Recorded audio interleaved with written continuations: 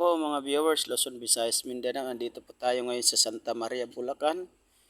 Nag-deliver po ako nung aking ginawang generator. Ayun, yung isa na yun, yung kulay green. Wala yung mekanikong bumaklas, kaya hindi pa namin mai-assemble.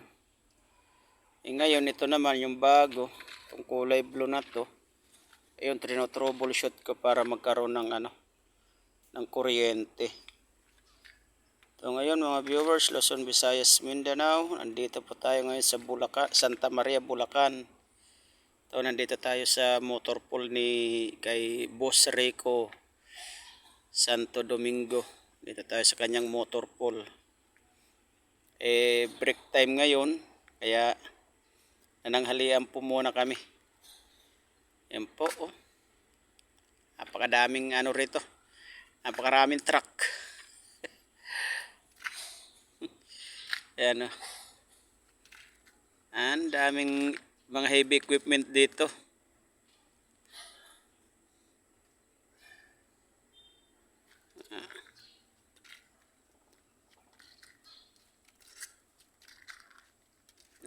Napakaluwag ng kanyang kanyang garahe.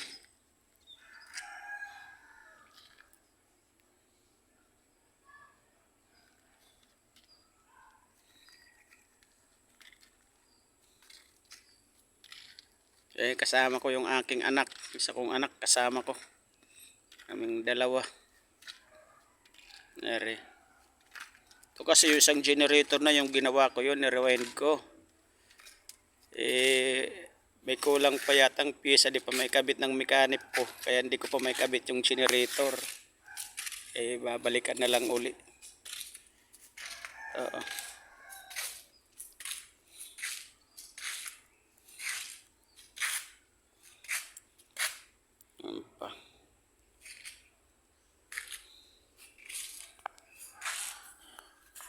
Yan, ito yung dineliver ko. Yan na. Yan yung ni-rewind ko. Yan yung rotor. Yan.